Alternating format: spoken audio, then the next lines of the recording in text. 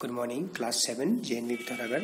बच्चों, आज हम बड़ा ही एक इंटरेस्टिंग सा चैप्टर शुरू करेंगे, डेटा हैंडलिंग। बहुत ही इजी है और इसमें आपको बहुत मज़ा भी आएगा।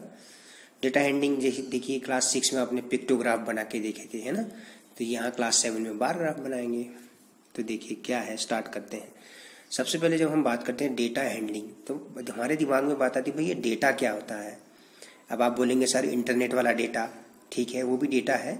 इंटरनेट वाला डेटा क्या है, वो सिग्नल्स का कॉम्बिनेशन है, सिग्नल्स की इंफॉर्मेशन है, वो कलेक्ट होती है तो वो डेटा हो गया।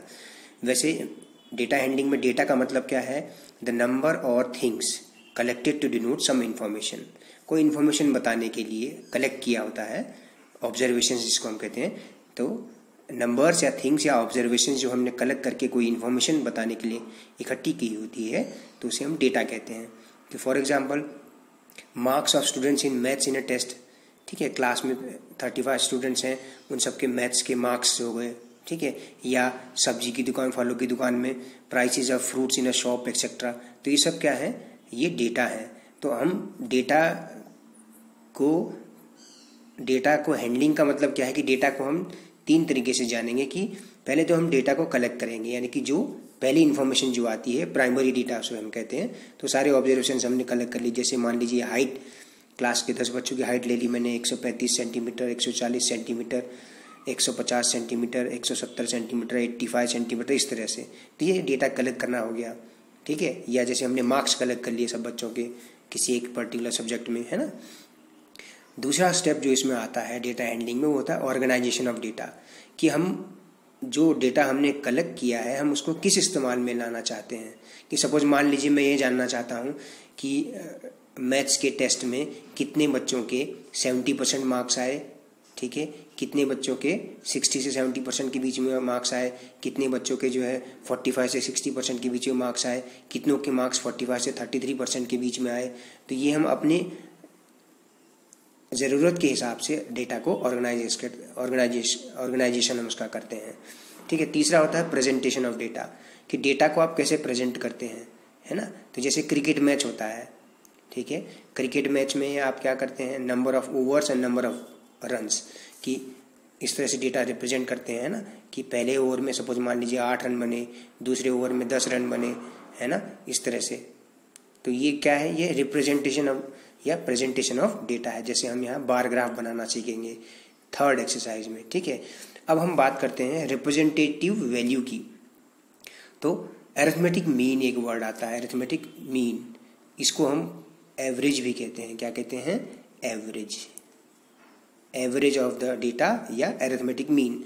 The most common representative value of a group of data is called the arithmetic mean. तो अरिथमेटिक मीन कैसे निकालते हैं बच्चों, बड़ा ही आसान फॉर्मूला है इसका। Arithmetic mean is equal to sum of all observations upon total number of observations. क्या करना है, जितने ऑब्जर्वेशंस हैं, ऑब्जर्वेशन मतलब डेटा के अंदर जो प्रत्येक नंबर है वो ऑब्जर्वेशन कहलाता है। प्रत्येक क्या कहलाता है, ऑब्जर्वेशन कहलाता है। कि उन सबका सम कर दीजिए और कितने ऑब्जर्वेशंस हैं upon total number of observations. तो इसको आप अपनी नोटबुक में नोट करेंगे, ठीक है, इस फॉर्मूले को। देखिए इसका एक एग्जाम्पल देखते हैं, अरिथमेटिक मीन कैसे निकालते हैं। मान लीजिए किसी स्टूडेंट का 5 सब्जेक्ट में मार्क्स हमें कलेक्ट किए। तो ये हो गया कलेक्शन ऑफ डेटा, ये हमने कलेक्ट कर लिया, ओके। अब हमें पता करना है कि एवरेज स्कोर क्या है उस बच्चे का, या अरिथमेटिक मीन उसका क्या है। तो अरिथमेटिक मीन क्या हो गया, sum of all observations upon total number of observations. तो आप सबको ऐड कर दीजिए, 50 + 70 + 80 + 95 + 45 होल अपॉन कितने डेटा है ये, 1 2 3 4 5। तो 4 ऑब्जर्वेशंस हैं, ठीक है। ये क्या है, डेटा है। ये क्या है, डेटा है। और डेटा किससे मिलके बना हुआ है, ऑब्जर्वेशन से मिलके बना हुआ है, ठीक है। यहाँ ऑब्जर्वेशंस क्या है, marks of student in 5 subjects. तो ये ऑब्जर्वेशन है।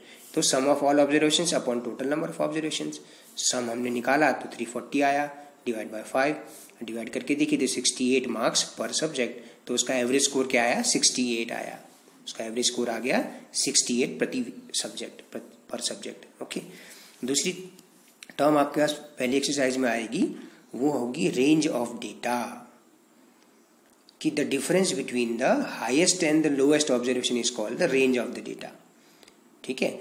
सबसे बड़ी जो वैल्यू है और सबसे छोटी जो वैल्यू, उन दोनों का डिफरेंस जो है उस डेटा का रेंज कहलाता है। मान लीजिए एक एग्जांपल लिखा कि ages of 10 teachers in a school in years, ठीक है, वर्षों में हमने 10 टीचर्स के हाइट एजेस जो है हमने नोट करी। 32 years, 41 years, 28 years, 54 years, 35 years, 26 years, 23 years, 33 years, 38 years, 40 years, इस तरह से।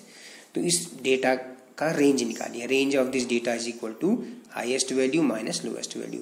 अब आप देखिए सबसे बड़ी वैल्यू इसमें क्या है, 54 है, और सबसे छोटी वैल्यू क्या है, 23 है। तो 54 माइनस 23, 31 ईयर्स।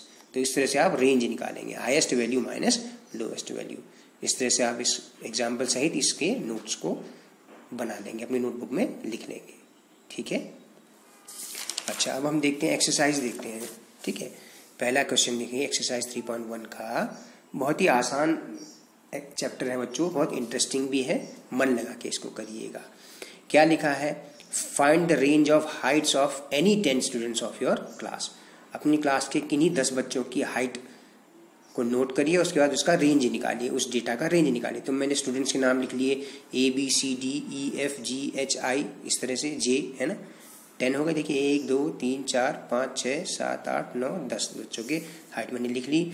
130 centimetre, 140 centimetre, 150, 115, 125, 80, 110, 175, 150, 125।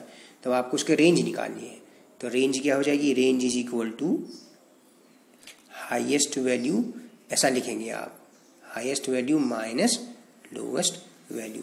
अब सबसे हाईएस्ट वैल्यू इसमें देखिए आप जो हमने बनाया है, हाइट जो लिखी है, तो सबसे हाईएस्ट वैल्यू आपके पास 175 है और सबसे लोएस्ट जो है आपके पास 80 है। तो 175 माइनस 80, तो 175 में से 80 घटा दीजिए तो 95 आ गया। तो 95 सेंटीमीटर रेंज है, यानी कि सबसे लंबे बच्चे का और सबसे छोटे बच्चे के हाइट का डिफरेंस 95 सेंटीमीटर है। तो उसकी रेंज है, ठीक है, रेंज, ठीक है। बहुत ही आसान सी बात है ये, highest value minus lowest value. जो भी ऑब्जर्वेशन है हाईएस्ट वैल्यू उसकी में से घटा देंगे लोएस्ट वैल्यू के, तो वो आपका रेंज मिल जाएगा बच्चों, ओके। तो क्वेश्चन नंबर 2 में चलते हैं। Organise the following marks in a class assessment in a tabular form. Tabular form में इसको लिखिए, देखिए 1 से लेकर 9 तक है मार्क्स। यहाँ पे देखिए 1 भी है, 4 6 7 5 3 5 4 5 2 6 2 5 1 9 6 5 8 4 6 7। कितने ऑब्जर्वेशंस हैं टोटल, 20 ऑब्जर्वेशंस हैं, ओके। तो हमने टेबल में लिखना है, तो ये आपने क्लास 6 में भी किया ना फ्रीक्वेंसी टेबल, ऐसे ही यहाँ पर भी करना है। Marks, tally marks, frequency, 3 column बना लेंगे और 1 2 3 4 5 6 7 8 9 तक हैं, ये हमने डेटा लिख दिए। अब देखिए 1 कितनी टाइम आया है वो देखिए आप, 1 कितना टाइम आया है, उस टेली मार्क को काउंट करिए। 1 ओनली 1 टाइम आया है, तो 1 टेली मार्क बन जाएगा बच्चों।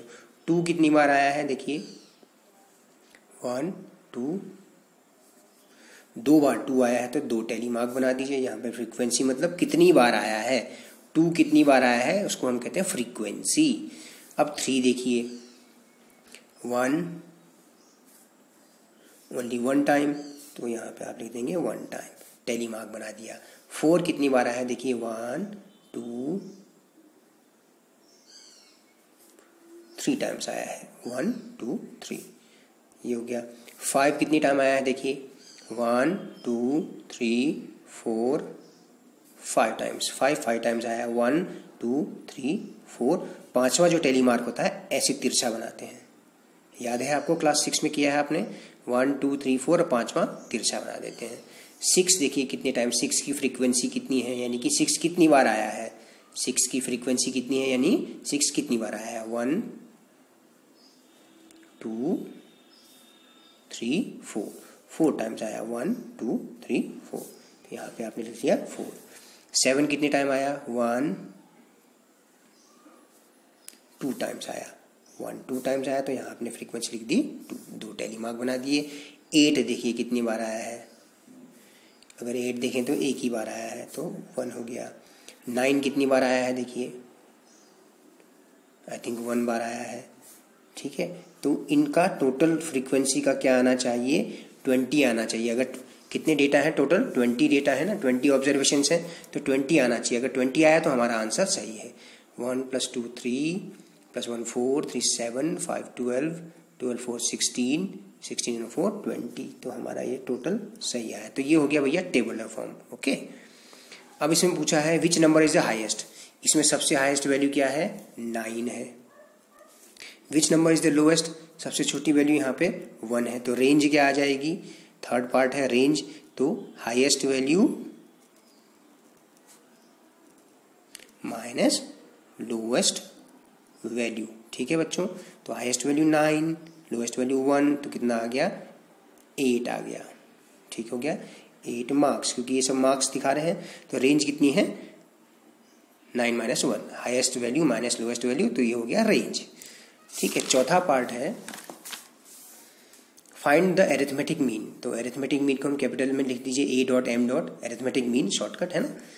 Arithmetic mean is equal to sum of all observations upon total number of observations.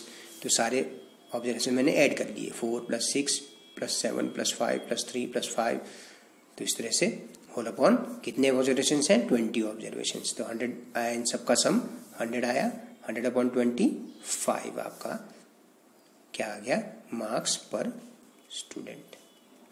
तो ये आ गया आपका अरिथमेटिक मीन, ठीक है।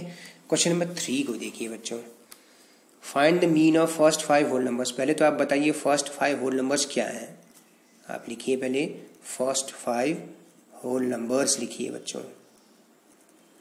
तो पहले 5 होल नंबर्स क्या हैं, 0 1 2 3 4। पहले 5 होल नंबर्स क्या हैं, 0 1 2 3 4, है ना, 5 हो गए। अब आप इसका मीन निकालिए। तो मीन इज इक्वल टू, आप लिखिए हमेशा पहले formula, sum of all observations upon total number of observations. Okay, तो सम निकाल लीजिए, 0 + 1 + 2 + 3 + 4 होल अपॉन कितनी डेटा है, कितने ऑब्जर्वेशन है, 5। तो देखिए 1 + 2 0 + 1 1 + 2 3 3 + 3 6 + 4 10, तो 10/5 यानी कि कितना आया, 2। क्या आया, 2 आया। Mean of first 5 whole numbers is 2। याद रखिए होल नंबर्स कहाँ से शुरू होते हैं, 0 से ना। तो 0 1 2 3 4 का सम निकाल लीजिए, होल अपॉन 5 टोटल ऑब्जर्वेशंस, ठीक है। तो इस तरह से, ठीक इसी तरह से क्वेश्चन नंबर 4 है। अब आप बोलते हैं ना कि एक किसी क्रिकेटर का एवरेज स्कोर कैसे निकालते हैं, तो इस तरह से निकालते हैं, इसी फॉर्मूले से। A cricketer scores the following runs in 8 innings. 8 पारियों में एक क्रिकेटर के रन हैं 58 76 40 35 46 45 0 और 100। इसका मीन स्कोर निकालिए। तो आप लिखिए mean score is equal to sum of all observations upon total number of observations. Total number of observations. अब आप इनका सम निकाल लीजिए, 58 + 76 + 40 + 35 + 46 + 45 + 0 + 100 होल अपॉन कितनी ऑब्जर्वेशंस हैं, 8 ऑब्जर्वेशंस हैं। देखिए 4 और 4 8 ऑब्जर्वेशंस हैं। तो इनका सम निकाल के देखिए कितना आता है, ठीक है। और इसको 8 से डिवाइड कर दीजिए। देखिए